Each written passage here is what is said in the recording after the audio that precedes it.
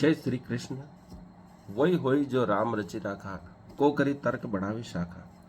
वही होगा जो प्रभु ने सोच रखा है, प्रकृति के नियमों ने सोच रखा है। फिर तुम्हें किस बात की चिंता है?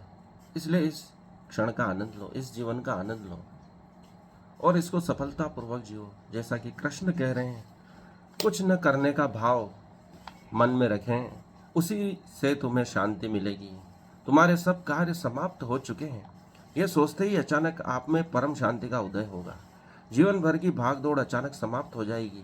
आप परम बुद्धत्व को उसी क्षण उपलब्ध हो जाएंगे, परम शांति को उपलब्ध हो जाओगे। यह जो करने का भाव है अर्थात मैं का भाव है, वही तो बाधा है शांति प्राप्त करने में। उसी से तुम उद्विग्न होते हो, अशांत होते हो। यही कृष्ण अर्जुन को सिखा रहे हैं कि तुम जो कर रहे हो यह भाव ही समाप्त कर दो। कृष्ण अर्थात मेरे द्वारा सब मारे जा चुके हैं। ये परिजन जो तुम देख रहे हो, यह देख लो इस विश्व रूप में, इस विराट रूप में। तुम कुछ नहीं कर रहे हो, इसी से शुद्ध दृष्टा भाव तुम में उत्पन्न होगा। यह कर्ता से दृष्टा बनने की परम यात्रा है। इसी में शांति उपलब्ध हो जाती है, क्योंकि वह देख पाता है कि मैं अर्थात आत्मा कुछ नहीं कर रही है, यह शरीर सब कार्य कर रहा है। मैं मालिक बन अर्थात परमात्मा बन इसे देख रहा हूँ और प्रकृति के नियम ही इसे संचालित कर रहे हैं। मुझे तो यह सब होते हुए इन कार्यों को देखना है। सब काम मेरे समाप्त हो चुके हैं, ऐसा मान लेते ही इसी क्षण शांति को तुम उपलब्ध हो जाते हो। फिर परम शांति घटित होती है। हमारी उद्विग्नता का कारण यही है कि हम सोचते हैं कि हमें कार्य करना है, जबकि हमारा शरीर कार्य कर रहा है और हमारी आत्मा उसे देख रही है। इस भाव को मन में लाते ही हमारे सब पाप भी समाप्त हो जाते हैं, क्योंकि यह कई जन्मों की यात्रा है। कई जन्मों में अनंत पाप किए हैं और भविष्य के जन्मों में भी हम क्या क्या करेंगे हमें मालूम नहीं है। इस प्रकार तो हमारे पापों का कभी अंत होगा ही नहीं और हम मोक्ष को उपलब्ध होते ही नहीं। लेकिन अष्टावक्र ने कहा है कि आपकी आत्मा कोई कार्य नहीं करती है। जो भी कार्य हुए इस शरीर से हुए और वह नष्ट हो जाता है और उसके साथ भी ये पाप कर्म नष्ट हो जाते हैं। इसलिए आत्मा शुद्ध, अविनाशी, अचल है। कृष्ण भी इसके बारे में कहते हैं कि इसको न तो कोई जला सकता है, न सुखा सकता है। यह सनातन है, न इसे हवा से प्रभावित किया जा सकता है, न इसे गीला किया जा सकता है। इसके ऊपर इन पंच तत्वों का, इस प्राकृतिक नियमों का कोई प्रभाव नहीं पड़ता है। यह अलग ही बात है जिसके बारे में कृष्ण, अष्टावक्र इत्यादि महापुरुष बता रहे हैं और हमें सोचने की आवश्यकता है। हम सोचते हैं कि हमारे द्वारा कार्य हो रहा है, यही उद्विग्नता का कारण है, अशांति का कारण है। दिन में एक बार अचानक जब आप परेशान हो जाओ, सब कार्यों से थक जाओ, या अचानक आपको लगे कि मुझे विश्राम की आवश्यकता है, तो सोचो कि मुझे अब कोई कार्य नहीं करना है, मेरे सब कार्य समाप्त हो चुके हैं, और शांत होकर बैठ जाओ। पूर्णता का भाव मन में लाओ कि हाँ, मैं अब सब कार्यों से मुक्त हो चुका हूँ। उसी क्षण शांति घटित होती है, उद्विग्नता समाप्त हो जाती है। आप कार्य करते हो तो भी लगता है कि आपका शरीर कार्य कर रहा है और आप उसे देख रहे हो, और जब आप अपने शरीर को देखते हो, जो देखने वाला है वही आत्मा है, ऐसा कृष्ण कहते हैं, अष्टावक्र कहते हैं। लेकिन इस शरीर को चलाने के लिए भी शरीर को स्वस्थ रखना आवश्यक है।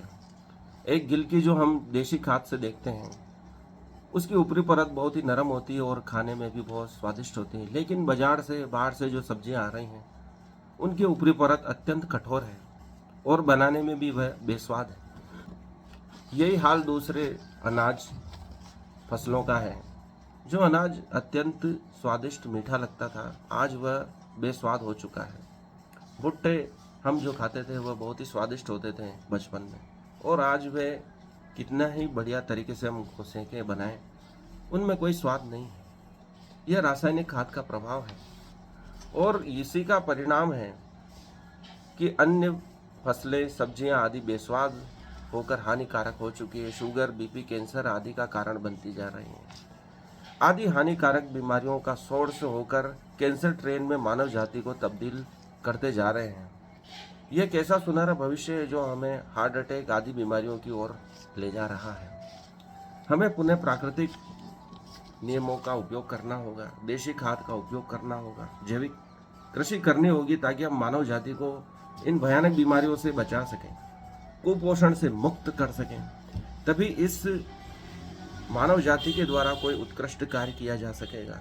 यदि ये बीमार रही, अस्वस्थ रही, तो हम देश की उन्नति में योगदान नहीं दे पाएंगे। आज विदेशों में, अमेरिका में, यूरोप में देशी खाद से बनी सब्जियां, अनाज का उपयोग किया जा रहा है। यह रासायनिक खाद विश्व युद्ध का बचा हुआ कच्चा माल है, जिसके द्वारा यह रासायनिक खाद बनाई गई और उसकी डिमांड इतनी बढ़ गई कि उसका उत्पादन करना आवश्यक हो गया और हमारी कृषि भूमि बंजर होती जा रही है और उसमें उत्पादन होना कम हो गया। उसके लिए और अधिक खाद की आवश्यकता हो रही है। इसलिए मनुष्य को चाहिए कि अपने मन में ऐसा भाव रखे कि वह सब कार्यों से मुक्त हो चुका है। जिसे भगवान विष्णु क्षीर सागर में शांत भाव से योग निद्रा में समस्त कार्यों को संचालित करते हैं और कहते हैं कि मेरे लिए कोई आवश्यक नहीं है सभी कार्य करने के लिए, लेकिन मैं एक आदर्श प्रस्तुत करता हूँ ताकि मानव जाति अकर्मण्य न हो जाए, इसलिए मैं नित्य कर्म करता हूँ। इसलिए कृष्ण भी अर्जुन को शिक्षा देते हैं कि अपने नित्य कर्म प्रतिदिन उसी भाव से करो जैसे आप पूजा करते हो, यज्ञ करते हो, उसमें कोताही मत बरतो। तभी तुम एक आदर्श प्रस्तुत कर पाओगे, क्योंकि लोग तुम्हें देखकर कार्य करते हैं और तुम्हारे कार्य श्रेष्ठ होने चाहिए। इसलिए कुछ न करने से कुछ करना श्रेष्ठ है, नित्य कर्म करना श्रेष्ठ है। लेकिन ये भाव रखो कि मेरे सब कार्य समाप्त हो चुके हैं, तभी तुम शांति पूर्वक, बिना उद्विग्नता के, बिना मोहग्रस्त होकर यह कार्य कर पाओगे। भगवान शिव भी ध्यानस्थ होकर समस्त सृष्टि का संचालन कर रहे हैं, ब्रह्मा जी कर रहे हैं। वह ध्यान की मुद्रा में ही बैठे, अर्थात ध्यान के द्वारा ही सभी श्रेष्ठ कार्यों को संपन्न किया जा सकता है। उसमें यह भाव है कि मेरे सभी कार्य समाप्त हो चुके हैं और मैं इस क्षण में मौजूद हूँ। सभी कार्य समाप्त होने का अर्थ यह नहीं कि मैं कोई कार्य नहीं करूँगा, लेकिन वह उद्विग्नता जो तुम्हें भविष्य की ओर ले जाती है, जो तुम्हें इतिहास में ले जाती है, अतीत में ले जाती है, वह समाप्त हो जाती है और आप इसी क्षण में मौजूद रहना सीख जाते हैं। इसी कारण से यह भाव आपके शांत होने में मदद करेगा कि मेरे सभी कार्य समाप्त हो गए हैं। और इसको दिन में कई बार आप प्रयोग कर सकते हैं। जब आप शांत होना चाहते हैं, जीवन की भाग दौड़ से परेशान हो जाते हैं, ऊब जाते हैं, तो यह भाव आपको शांत होने में मदद करेगा। यह एक सुंदर विधि है जिसका उपयोग प्राचीन काल से ऋषि मुनि, भगवान विष्णु, महेश, ब्रह्मा इत्यादि प्रमुख देवता और भगवान करते आ रहे हैं। आज के लिए इतना ही। इस वीडियो को लाइक करें, चैनल को सब्सक्राइब करें, कुछ कमेंट्स करें। धन्यवाद।